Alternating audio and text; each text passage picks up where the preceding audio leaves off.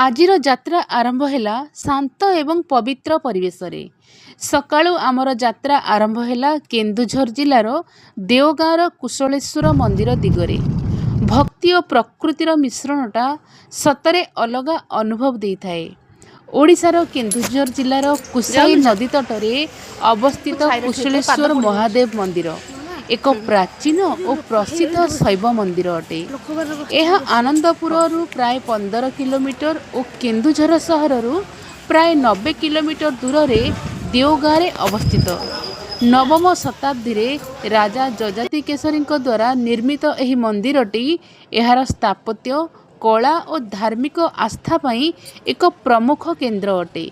एही शिव मंदिर को पहुँचवा समय रे जो भावना आसे ताहा कहिबाकू शब्द नाही। सेठारे प्रभु को दर्शन सारी टिके बुलाबुली करी मन को शांत करी पुणी आमे यात्रा आगकू बढ़ाइलु। नुआपड़ार जगन्नाथ मंदिर जहाँकि कुशलेश्वर मंदिर ठारू प्राय 10 रु 15 मिनिट्र बाट।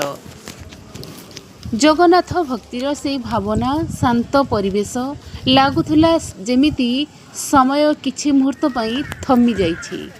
दुईटी स्थान दुईटी अलग अनुभव किंतु दुईथिरे मिलिथिला गोटे जिनिस मनर शांति।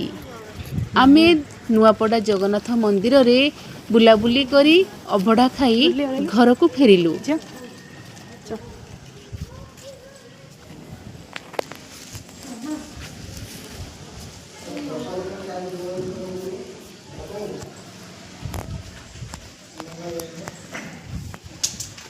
Cuando